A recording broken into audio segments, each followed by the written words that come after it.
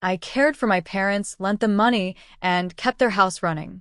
At their anniversary party, they gifted my sister a $15,000 watch and excluded me from the family photo. I confronted them with receipts and set boundaries. It broke us, but it also freed me to build a healthier life and a quieter, truer kind of family. I was holding three things when the photographer raised her camera: a chiffon scarf that didn't belong to me, a glass of room temperature champagne, and my mother's extra pair of reading glasses because the stems pinched her ears. The banquet hall lights were too bright. Everything was polished to a mirror. Even the cake looked like it knew enough to behave. "Let's do one with the immediate family," my mother said, her voice warm enough to pass for casual.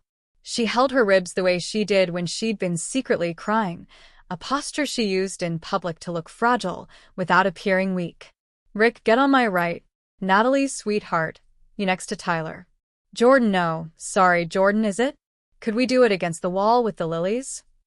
I was standing there in a dress I'd dry cleaned twice because it still smelled like the onions from their kitchen, where I'd spent that morning chopping and plating and arranging for the caterers who forgot the chafing fuel. My sister's fiancé was smoothing his cuff, while my father grinned through the permanent worry that had set in since his last hospital stay. My mother tilted her chin and then, like a train switching tracks, she turned to me. "Why don't you grab one with your friends?" she said. "We want to keep this one symmetrical." Symmetrical. As if my presence was a crooked line. The photographer hesitated. It wasn't a question, but she made it one. "You want just the four of you?" she asked. She said it softly, like the way a nurse asks if you're ready, and you say sure because you can't say no to time. "Just us," my mother repeated. She pressed closer to my father, like a picture on a mantle. I didn't argue. I moved. The glass sloshed against the rim. Someone touched my elbow, and then pretended they hadn't. The hall smelled like hydrangeas and steak sauce. The speakers hummed with the intro to an old Motown song my parents used to dance to in the kitchen, back when the floor creaked, and we were all laughing because the smoke alarm was so dramatic about everything. When the Cartier box appeared, red leather with a tiny gold clasp, the kind you feel bad breathing next to, the room hushed. My mother had arranged that too. The MC announced this special moment. My father said, "Natalie, for always being our steady star," and I felt that familiar tremor ripple under my skin, the one that made my wrists feel hollow.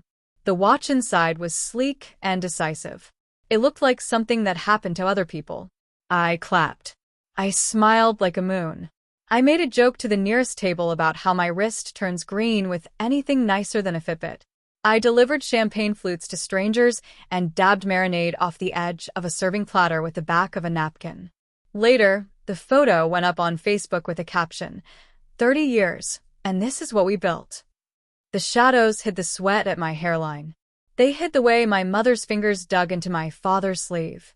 They hid me altogether. Before it broke. We grew up in a house that always had a project. My father, Rick, was the kind of guy who kept screws in baby food jars and had a cardboard box marked cords that belonged to appliances we hadn't owned since the 90s. He could fix a leaky pipe with a paperclip.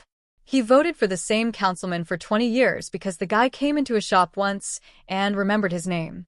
My mother, Ellen, was a conductor without an orchestra. She loved lists more than outcomes. She was a woman made of head tilts and sighs. Efficient. Immaculate. You could eat off her anger.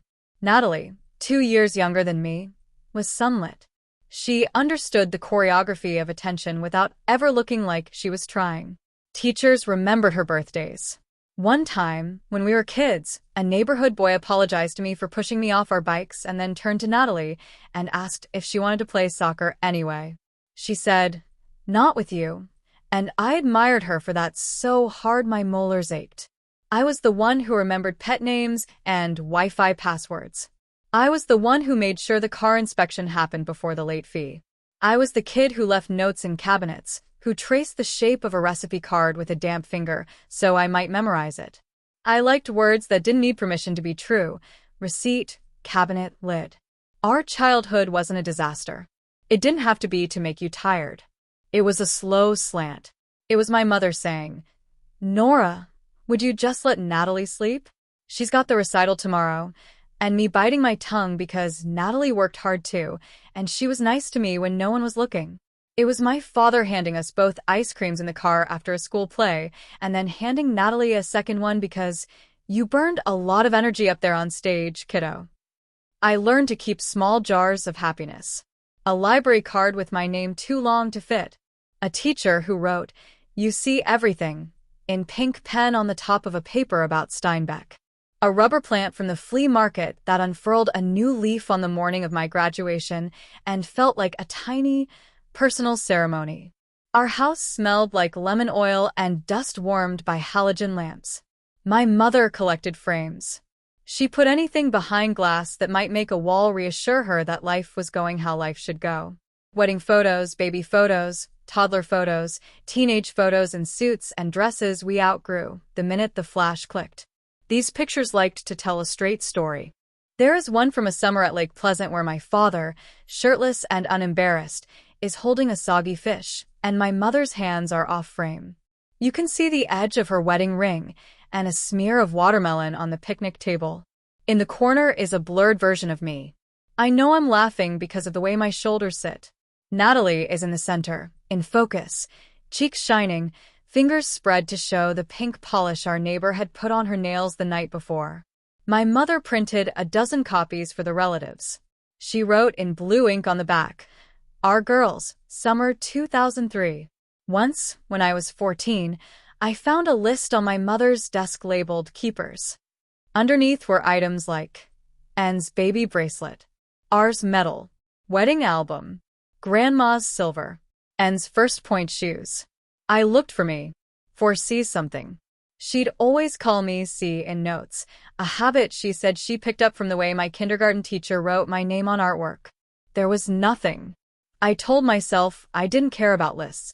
I cared about evidence. About the way my father leaned his head into my neck when he was tired. About the way Natalie gave me the last orange popsicle because she knew those were the kind I saved for myself. Natalie was dramatic in ways people applauded. She cried at movies, at sunsets, at the sight of a puppy in a sweater, and it was charming. I cried like a leak, slow, an hour after the joke had emptied me out in my own room, with my hands pressed over my face like an apology. It wasn't all favoritism. Sometimes it was simple miscalculation. My mother said, "You're strong," when she meant, "We need you to be easy." My father said, "I know you understand," when he meant, "We need you not to ask for anything we can't give." College came and went like a fever. I left for a state school an hour away and came home most weekends anyway. I said it was for laundry and my father's garlic bread. It was also because my mother rearranged the spices when she missed me.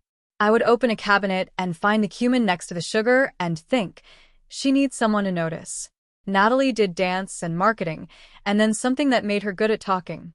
She worked for a cosmetic company that mailed her products in boxes that looked like tiny wardrobes, and she filmed herself opening them for the internet.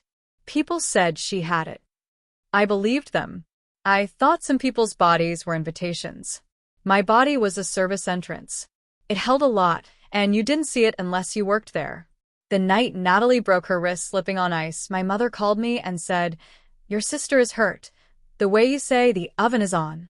I left a friend's birthday and drove to the urgent care with leftover frosting on my lip. Natalie was loud about the pain, which made it less frightening. It was always more terrifying to me when people got quiet.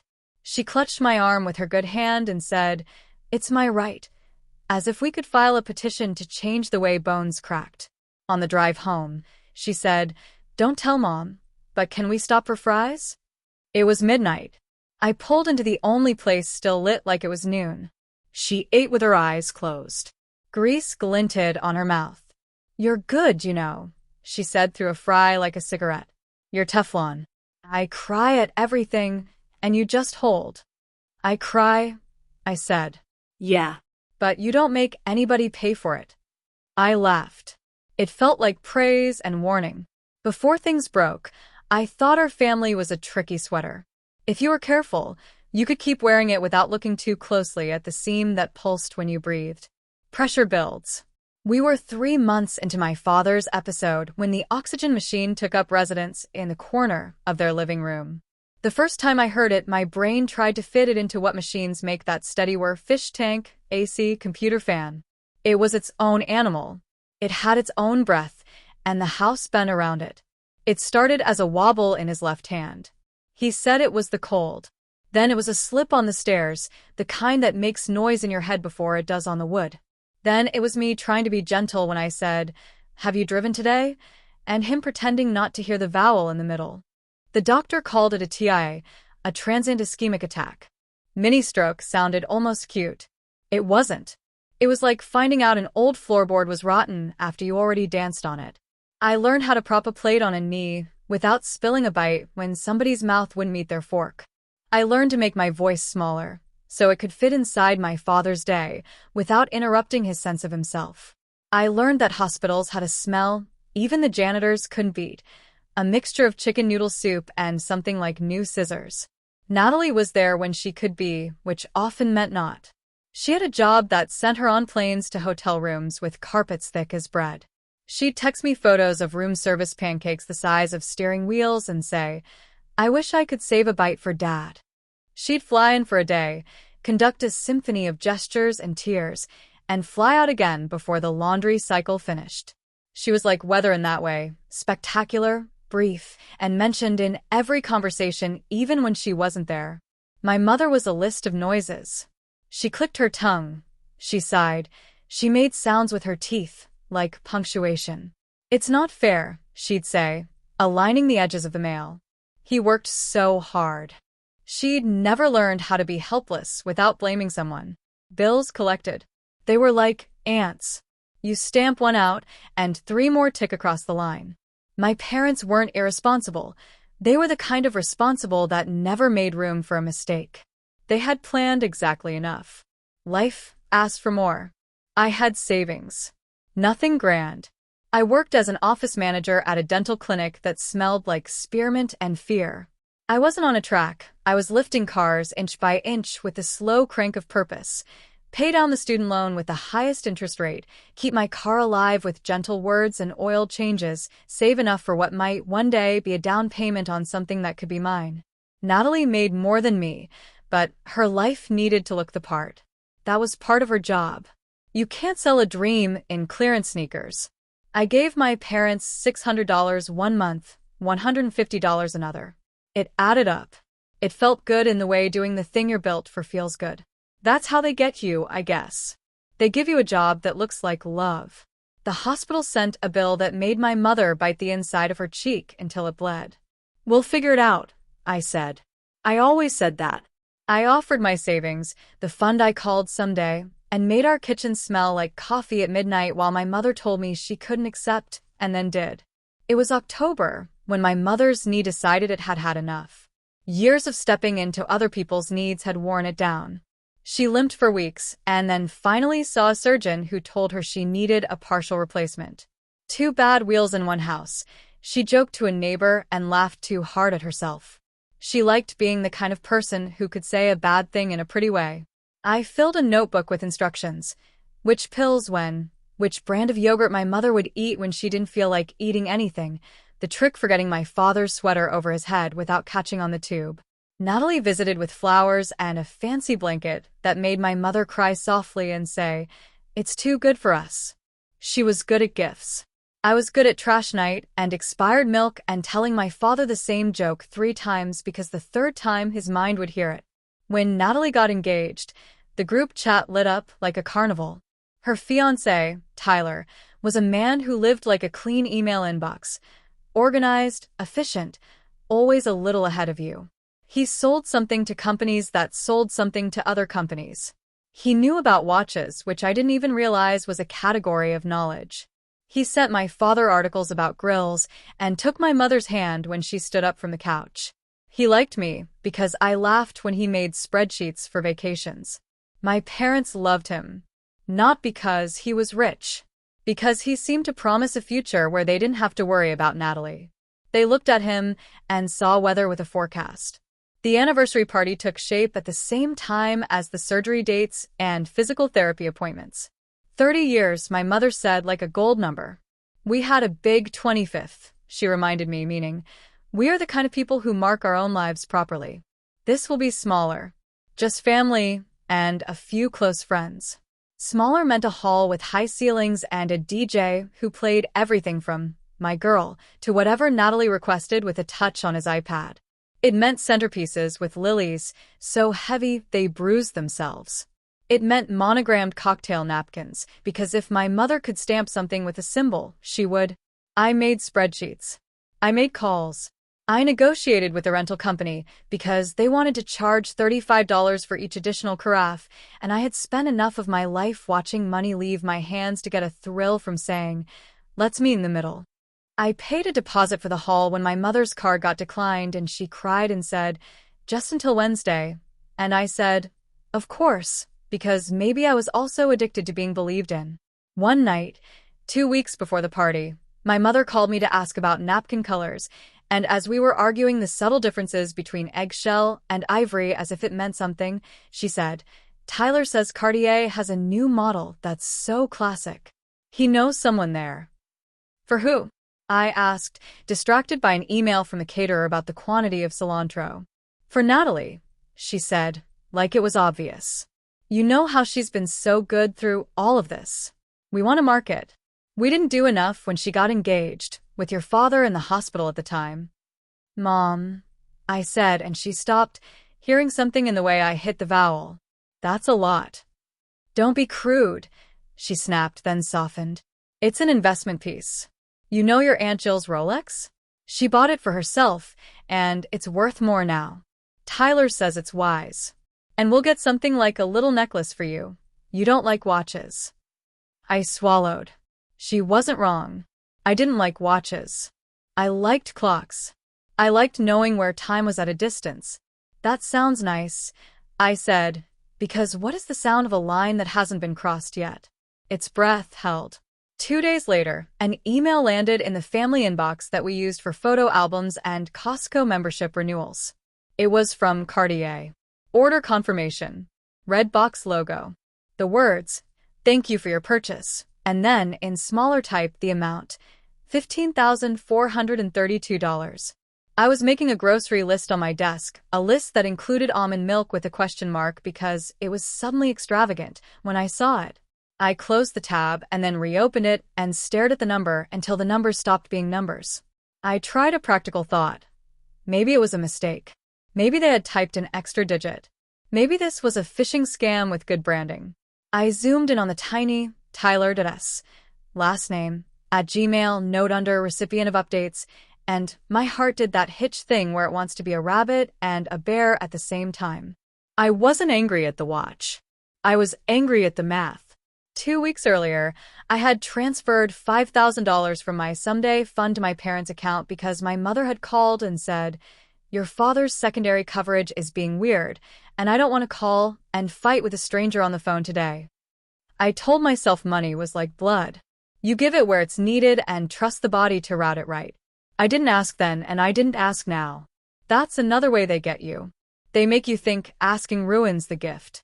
The hall had a name like a dream. The Crystal Terrace. Outside, the parking lot glowed the way empty things glow, polite, patient, relieved when you return to them. Inside, a man with a bow tie guided guests to a table with a seating chart printed in a font that made everything look honest. My mother wore blush that looked like memory. She loved events because they made the day tell the truth the way she liked it told. Tyler's parents showed up in tasteful navy. My father kissed my temple and said, our girls, like he did at graduations and food courts and once in an aisle at Home Depot. I worked the room without meaning to. I fixed a helium balloon that had escaped its ribbon. I told my aunt where the bathroom was. I moved a candle away from a rogue napkin that had leaned a little too close. When the caterer asked who to talk to about the late arrival of the vegetarian option, my mother pointed at me. She's our girl, she said, and I felt a little warmth and a little something else like the moment before you sneeze. The moment with the watch was scheduled, of course. The DJ dimmed the lights like theater. My mother took the mic and told the story of how she met my father under a broken ceiling fan at a party in '93, which may or may not have been true, but we told it so often it got to be. My father told a joke about her leaving a library book on top of their car and driving away, and everyone cooed in the direction of lifelong love. Then he said, "Natalie," and the DJ hit something soft and piano-ish. My sister was at a table with her fiancé and two of her friends from work who wore clothes that looked expensive and invisible at the same time. She touched her hair the way girls do when they're constructing composure. She stood with a small, self-conscious smile, like the world might applaud and she might not deserve it, which is exactly the tone that makes people mean it when they clap. "For being such a light through all this," my father said. "For showing up with laughter and flowers, and for dragging your old man out of the house when he wanted to sit there and be a lump." He made it a joke. He made it a story about a daughter who saves her father. I looked down at my nails. There was spinach dip in one cuticle. I thought, "Don't you dare cry now." Not now. Not under the lilies. My mother produced the box. It looked like a treasure chest shrunk by grief. Natalie's hand lifted to her chest, reflexive, like a scene in a movie about a proposal. Tyler didn't need to pretend. He was proud. He had helped arrange it. He had used his knowing, a kind of currency that doesn't show up on bank statements, but still gets paid. I wasn't surprised anymore, but surprise is not what breaks you. It's the way the surprise makes the rest of your life rearrange like furniture you didn't intend to move. The watch was beautiful. Even I could see that. It snicked around Natalie's wrist with a soft, confident click. She did what a person is supposed to do when given something enormous. She made her face an open window. She hugged our parents and laughed through tears and said, "You're crazy," in a voice so filled with tender disbelief that if any part of me had been a mother, it would have been the part that wanted my child to look at me like that. No one saw me. And they did. It's complicated. I had friends there. Leah from work, who had held my mother's purse in the ER without being asked, Marco from college, who always brought store-bought cupcakes to events because he didn't know how to bake and didn't know how to pretend he did. They patted my arm. They anchored me. "It's a nice watch," Leah whispered, and we both laughed. Then the call for photos. I don't know why this was the rupture. Maybe it's because pictures pretend they're facts. "Immediate family," my mother said, and big chunks of me waited to be included without having to volunteer. I hate volunteering for belonging. It's a test you can't pass with honor. "Just the four of you?" the photographer, Jordan, asked again, eyes flicking my way because she'd already taken a series with me grabbing wrappers off a dessert cart and probably assumed a person who moved like that belonged in the center. "Just us," my mother said. Then, to me, "We'll do one of you with the cousins after." After was a place that never comes. After was where promises go when they're polite lies. I stepped back. I held the scarf and the glasses and a champagne flute that belonged to no one anymore. I looked at their faces. My father's eyes were damp in that way where love and something else, apology, mix into a color you can only see from the side. My sister was luminous. Tyler put his hand at the small of her back, like she was a poem he was holding open. Jordan took the photos. The flash found them. It did what flash does. It lit up the story that wanted to be told. Later, I found myself in a bathroom with nice paper towels that came in a little wicker tray. My face looked like all the faces that sit politely in all the bathrooms of all the events they worked to assemble without being invited to sit at the center of. I wiped a corner of my eye with the towel and admired the thickness of it. It's always the small luxuries that get me. The paper towel that has no intention of dissolving on you. An aunt walked in. Not my favorite one. The other one.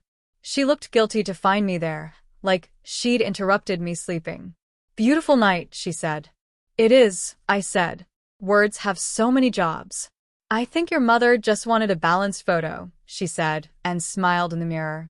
Too many figures in one frame can look cluttered. "Of course," I said, because the heat was climbing my chest, and I didn't want a scene to be the only thing anyone remembered about me. "Don't be sensitive," she added, and the paper towel bit into my palm. It's incredible how a phrase can push you into a shape, the breaking point or the plan. I drove home after the party with a headache that was less pain and more information.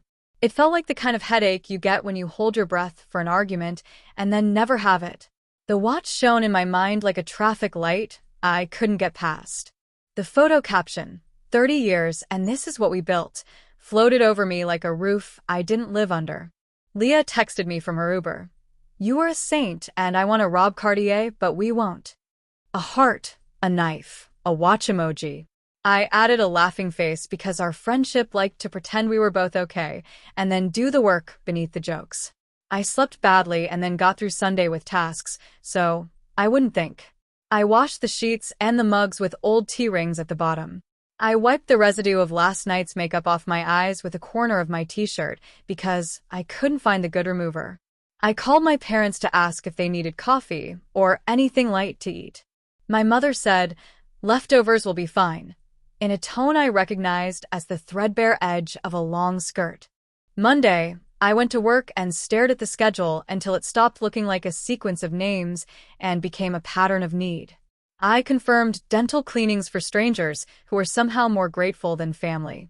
When a nervous patient, young, eyes too big in her face, asked me, "Is it going to hurt?" I said, "I won't lie to you. You'll feel pressure, but it will be fast." And I watched her unclench because people love to be told the truth, even when it's the smaller truth. At lunch, I opened the photo album from the party on my mother's Facebook page.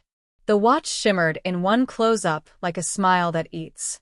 The family photo, my family, minus, was already accumulating hearts and comments from old neighbors and my father's bowling buddy and women from my mother's book club who were always allies until they weren't. What a beautiful family. You guys did it right. Blessed. That last word clanged like a pot lid. I closed my laptop gently, like it had a bruise. I didn't have a plan yet. Plans are what you have when you think logic will do the job truth can't. I had something else. I had the shape of a no. That night, I went to my parents' house to take the trash to the curb and feed the cat. My mother insisted on calling the neighbor's cat our cat because the cat sat on our stoop when it felt like sunlight. The kitchen still smelled like garlic and old celebration. The dishwasher made its quiet judgment. My mother was at the table with a stack of thank you notes and a fountain pen that made her feel like someone whose writing mattered. I've been thinking, I said, simple. My voice sounded like running your hand over a piece of furniture to find the hidden nail. Oh, my father teased, and I smiled because he needed me to. I can't do Sunday dinners for a while, I said. I can't be here in the same way. I need to take a step back. For a bit. My mother's mouth did a precise thing, like she'd been hit with something weightless. What does that mean? She said, not a question. It means I'll visit.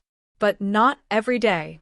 It means I can't be the planner, and the bank, and the driver, and… What bank? She cut in. The bank that helped you make last week's bills work, I said, and she flinched. I don't regret it.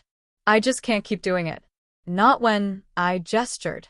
The gesture included the watch without naming it. The gesture included the photo without shoving it between us like a burning thing. My God, she said quietly. You're jealous of your sister's watch. It's not about the watch, I said, which was the truth and felt like a lie at the same time. It's about the pattern. It's about me doing the boring work and then being asked to step out of the picture so your story looks prettier. You stepped out, she said. You were in the bathroom. I laughed before I could stop it. It came out sounding unkind. Mom, you told the photographer, just us four. That was for the balance of it, she said, and there it was again, that word like a scale that only weighed gold. My father looked from me to her like he was watching a match that wouldn't end with a winner. Maybe we got carried away, he said, a peace offering made of cotton. When you asked me for money, I said softly, because we were going to pretend this was about feelings if I didn't bring the numbers in like bodyguards, you told me the hospital bill was going to collections. You said you were losing sleep. 2 days later, there was an email in the family inbox from Cartier. My mother blinked. Tyler knows someone there. He gets a discount. I'm aware of how discounts work, I said. $15,000 is still $15,000. We asked him to help, she said. He wanted to. He did it for us. He did it for Natalie, I said. And that's fine. If it's their gift. But I helped you pay your bills and you used your stamina to do this. And then I was asked to step out of the photo so the symmetry wouldn't look wrong. You're making a scene, she whispered, which was funny because it was just the three of us and the cat pretending not to listen. We won't talk about the watch. It was a thing we did. We will get you something nice too. You like simple. A gold chain. Something you can wear under your clothes so you don't have to make a fuss. I'm not asking for jewelry, I said. I'm asking to be counted. I'm asking to not be erased from the parts of the story that make you proud. You don't understand, she said, and I realized that was the truest thing she'd said all night. Natalie needs to be seen. It's how she survives. If we didn't do this, if she didn't feel celebrated. She trailed off, and I saw how deep her love ran for my sister, how intertwined it was with her fear. You don't need that from us. You never needed it. I needed it, I said, and it felt like putting my hand on a hot stove and not moving it. I still do. I just stopped asking. My father put his hand over mine on the table. His fingers were rough from a lifetime of making things easier for House to live in. Hey, he said, like a dog who comes when you're not calling. Hey. I didn't know she said that to the photographer. I didn't know. I nodded. He might not have. That's the other trick of families. They get so good at their roles they don't see each other when the lights change. You should know something else, I said, because if I was going to do this, I was going to do it right. I won't be able to help financially this month. I'm getting my own place in 6 months if they accept my application, and I need my own breathing room. Your tone is really off, my mother said, which is what she said when what you were saying made too much sense and she wanted to disqualify it. Your sister is moving in with a man. She'll be taken care of. You're choosing to be alone. Not alone, I said. Just not here like this. I left with my notebooks in my bag and a roll of duct tape because I knew they had 3 and I needed one, and I decided I was allowed to take something without asking. The plan, if I had one, was this. Stop giving what wasn't honored. Make the story real, at least to myself. If my mother was going to cast me as the dependable background, I would walk off set. The reveal. Rumors are sticky. Someone starts a sentence like, I heard, and it gathers sugar as it rolls. A cousin called me 2 days later and said, Aunt Ellen told my mom you left the party early and refused to be in photos because you didn't feel skinny enough in your dress. She laughed, the mean kind and the soft kind both. Sorry, she added. You know how she is. I said. I was standing there and felt the weariness in my voice drop an octave. I was asked to step aside. It probably meant nothing, she said. Nats told everyone how you held the fort through Dad's hospital stays. She gave you credit. She always gives just enough credit, I said, and it sounded uglier out loud than it had in my head, like saying anything bad about someone people love makes your mouth taste like pennies. I called a photographer. It felt petty. It felt necessary. Hi, I said. This is Casey's sister, sorry. This is Natalie's sister, I mean, Ellen's older daughter. Jordan? You took photos at my parents' anniversary party. Oh. The lilies, she said, and I liked her for being able to conjure a night by the flower. What's up? I was hoping to buy a print. I lied and didn't. Actually, I wanted to see if you had any behind-the-scenes shots from the family sections. Like for a slideshow I'm putting together. Sometimes you catch the good bits before people are posed. She paused. Photographers know when a person wants something other than what they're asking. I do have a couple candidates, she said finally. One in particular. Your mom asked me to do one of just us 4, and you weren't sorry, is this okay to say? You were off to the side. I felt weird about it, but I just do what people ask. It's okay, I said, and felt lightheaded in a way that was relief and fury standing up. Could you send me that one? The candid. I'll pay whatever your rate is. She emailed it to me 10 minutes later. In it, my mother's face is turned toward me, hand slightly lifted in a gentle no motion. Her eyes are soft. She will look at this later and say she was telling me something kind. My sister is adjusting her watch. My father is looking at me like he is seeing me, for once, and doesn't know what to do with that seeing. I am half in the frame and half out, which is an apt metaphor or a cliché, depending on how patient you feel about being turned into a lesson. I printed it on pharmacy paper, the cheap kind that always makes skin look too pink. I slid it into a manila folder with my bank statement highlighted in neon, $5,000 on October 2nd to E&R.S. household. I also printed the Cartier email, because once you become the person who carries receipts, you carry them everywhere. I asked my dad to meet me for pancakes. I chose a diner that had never used a mason jar for anything. The waitress called everyone Han and slid small containers of butter, like little ships, across the table. He wore his old windbreaker that made a noise like a whisper. He looked grateful to be out. "I got you," I told the waitress when she came for his order, and he looked at me like I told him I loved him in a new language. After his second cup of coffee, he always fell asleep on the first. I put the folder on the table between the salt and the sugar caddy. "Dad," I said, "I need to say something without Mom there. Not because I'm trying to rile you up. Because I want you to have room to hear it." He nodded, the way he does when he's waiting for a stud finder to beep. His hands were better than they'd been last month.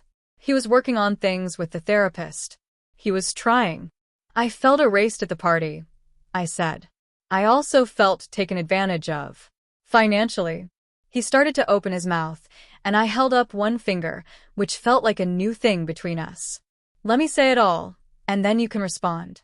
I'm not here to fight. I'm here to set the record straight." I slid the photo across. Then the bank statement. Then the email. He put his fingers on the edges like the papers might blow away.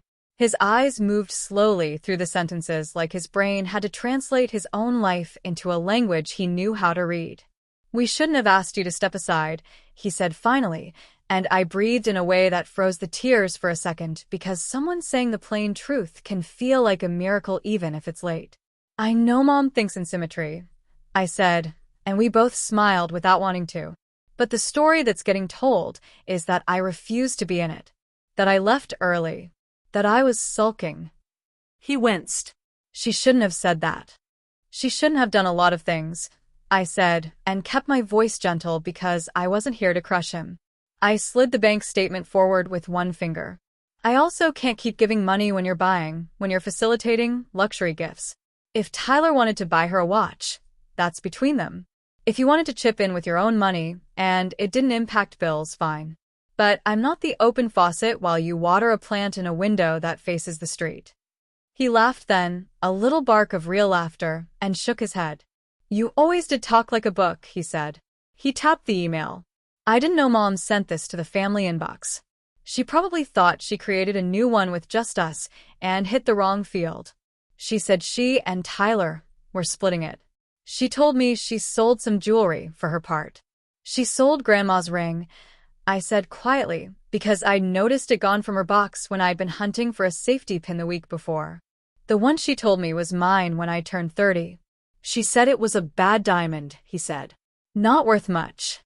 "It wasn't about the diamond," I said, and we both knew it. He put his head in his hands. "It wasn't dramatic. It was a man who had held a lot putting it down for a second. 'What do you want from me?' he asked. It wasn't despairing. It was practical. He taught me how to use a wrench. He knew how things worked when they were broken." "I want you to stop letting her write me out," I said.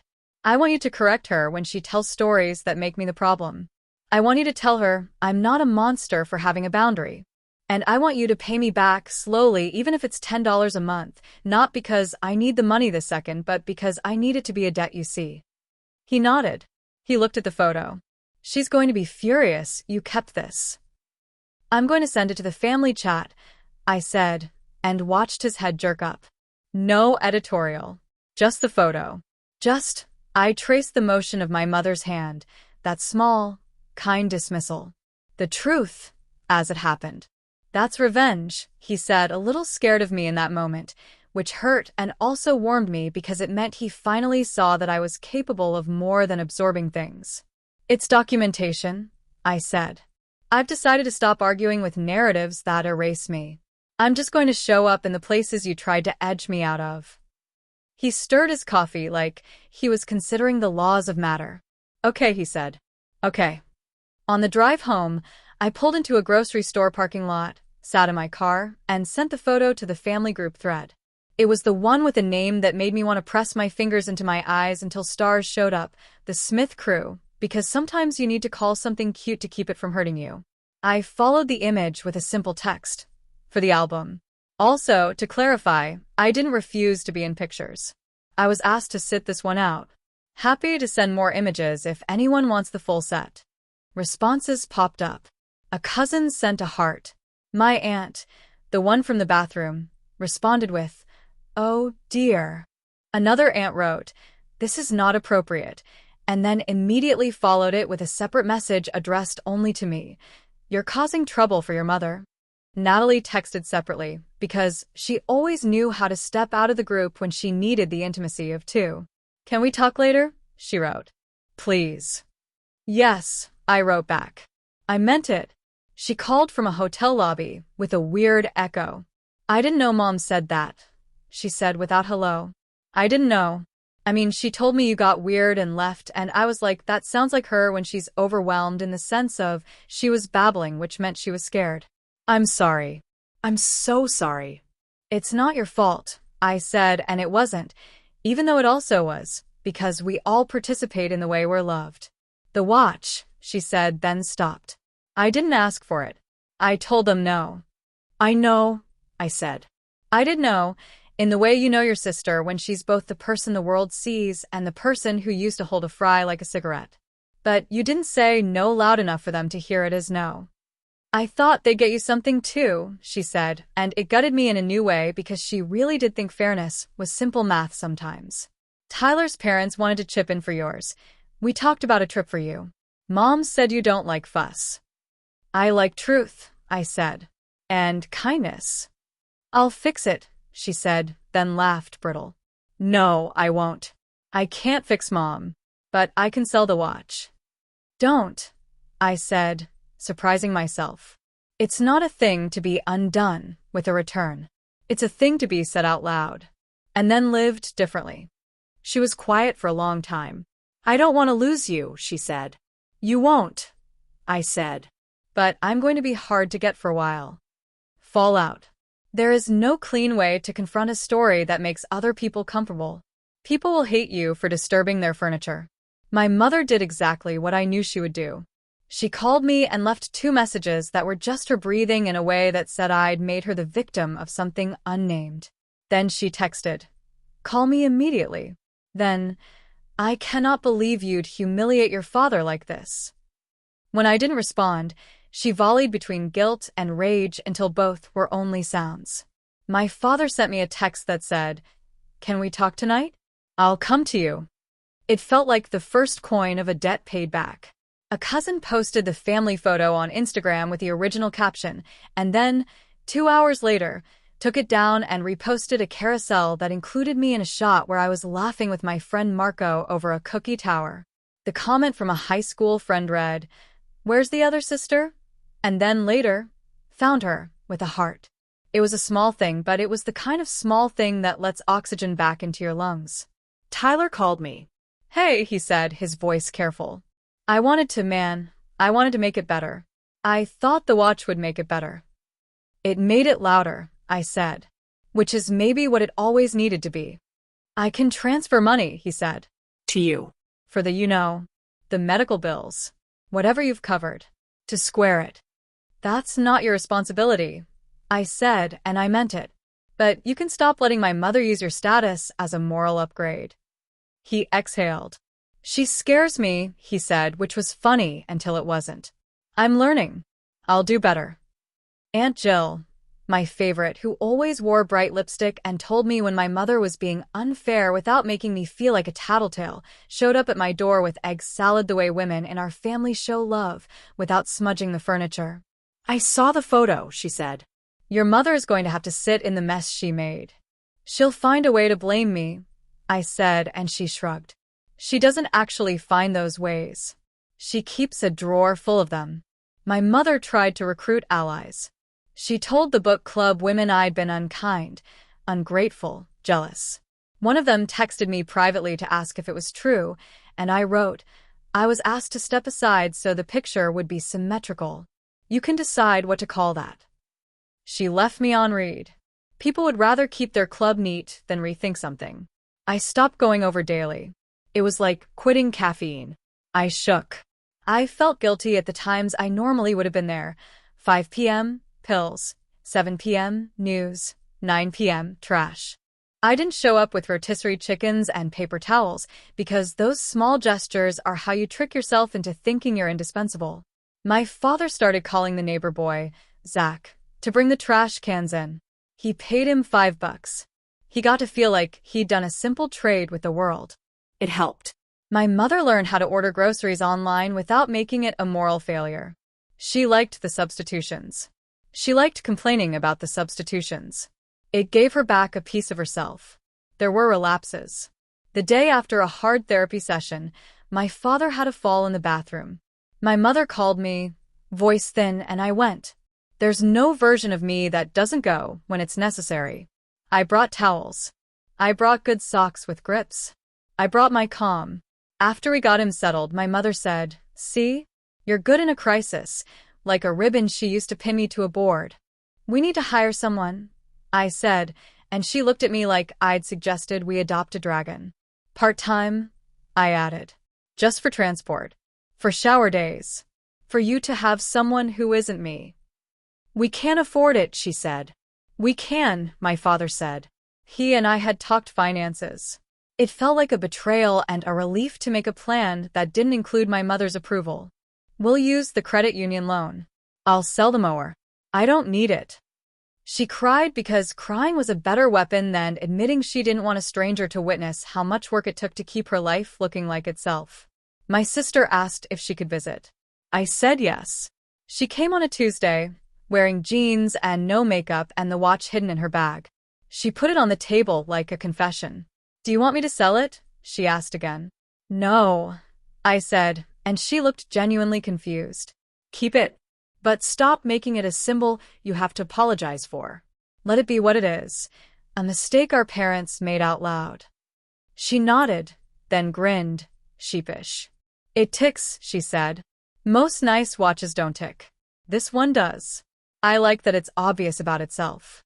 We ate the egg salad Aunt Jill had brought and laughed about the time my mother threw away my father's favorite t-shirt because it had a hole and then bought him the same one new, and he refused to wear it on principle for 2 years.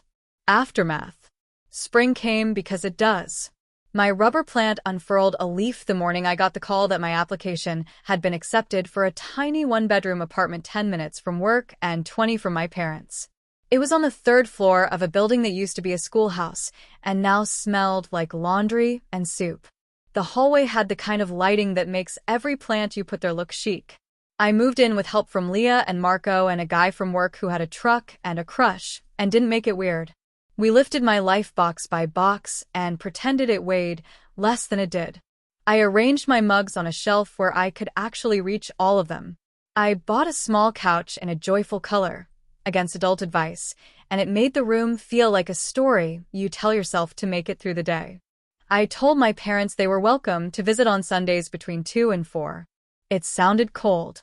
It wasn't. It was me choosing when to be soft. The paid caregiver we found, Marta, was a retired CNA with a laugh bigger than her body. She wore her hair in a braid that looked like it knew secrets. She was the kind of person who could coax my mother into the bath without either of them feeling like they'd given anything up. She became a fixture. She became a mirror. My mother hated her for a month and then started saving her all the good coupons. My father paid me back $10 at a time because he knew I cared more about the pattern than the amount. He'd put a bill in an envelope with a note for October, and I would put it in a jar marked Dad's IOUs turning into ours, because words make things sit right in my head. My mother stayed thorny.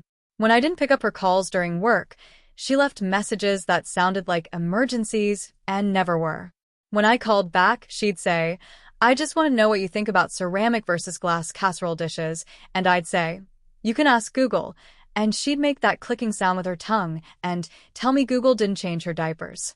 That last part was true, and also irrelevant. We had a blow-up in early June, the day she tried to hand me a coffee gift card and said, "We want to do something nice for you. This is from Dad and me." I looked down at it and saw that it had expired. I saw that she had found it in a drawer and decided it was generosity. I set it gently back on the counter and said, "No, thank you." And she hissed, "You're so ungrateful." It should have gutted me. It annoyed me. That felt like progress. Rumors faded, replaced by new family dramas. A cousin announced a pregnancy. An uncle got fired for something complicated, which meant we were going to make up our own stories to fill the gaps. Natalie launched a small side project that turned into a real thing. She started consulting for small businesses who wanted their Instagram to look less like a catalog and more like a life. She made decent money doing what she was good at, telling stories that looked true. She and Tyler postponed their wedding twice, once because of his job and once because she said, "I want a version of this that doesn't make me feel like I'm compensating for anything," which made me feel protective and proud. We were not fixed. We were real, which is messier. The anniversary photo still lived on the internet. My mother didn't take it down. She changed the caption after a week too. 30 years, so many memories. People continued to comment, mostly with emojis that mean nothing but feel like company. On Father's Day, I gave my dad a calendar I made with photos he actually liked, him and me at the diner, him and Natalie watering the yard, the oxygen machine draped in Mardi Gras beads because the neighbor kids had thought it looked sad. He cried at April. "It's just a picture of my hand," he said. "It's your hand on the table next to mine," I said, and he nodded like a bird. In July, my rubber plant got mites. I panicked and almost threw it out. Leah came over and inspected the leaves and said, "We can fix this," and we wiped each leaf with soapy water, and I talked to it because I am that person now and I don't care who knows. My mother came to my apartment once. She looked at the walls like they were cheating on her.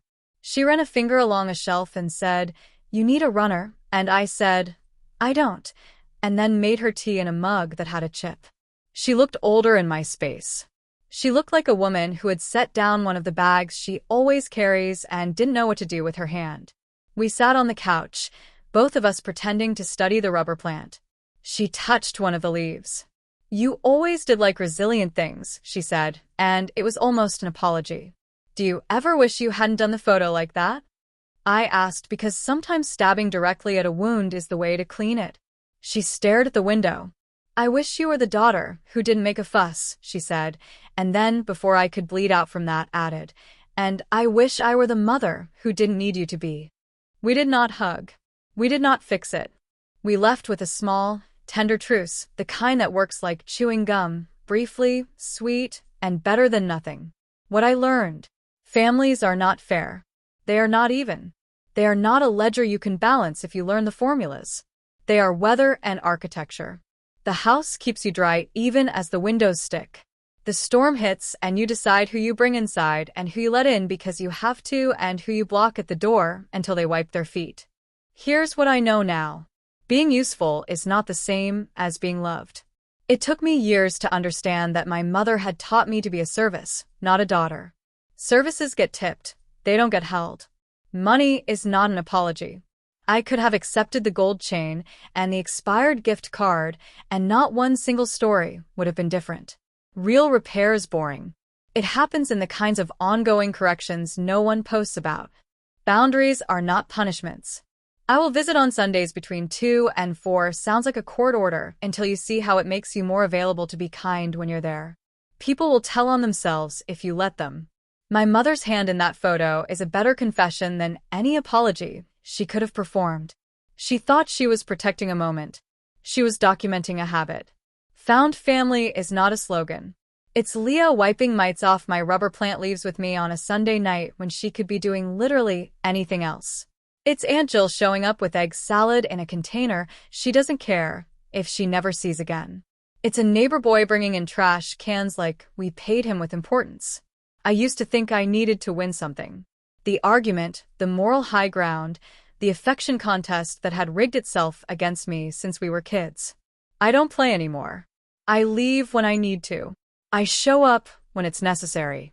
I give what I have without setting myself on fire to keep someone else warm. There are moments still. The watch glints in photos. It takes up space. It laughs on my mother's wrist when my sister forgets and leaves it behind on the dresser, and my mother plucks it up for safekeeping. The anniversary picture exists. It will exist after my father and mother are gone, after I am gone, and people who are not there will look at it and think they know. That's fine. I have another photo. It's not framed.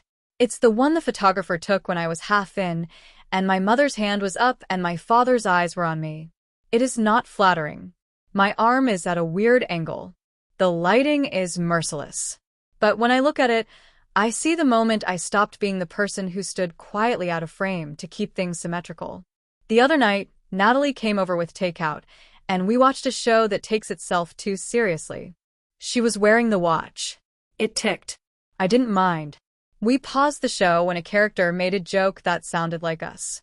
She leaned her head on my shoulder and said, "I don't know how to make Mom happy without making you disappear." "You don't," I said. "So don't try." We ate noodles without talking for a while. The rubber plant turned its new leaf toward the lamp as if it had graduated to needing the light full on. My phone lit up with a text from my father, a picture of him at the diner, coffee half full, a note that read, "April." I smiled. I saved the photo. I put my phone face down and didn't check it again until the credits.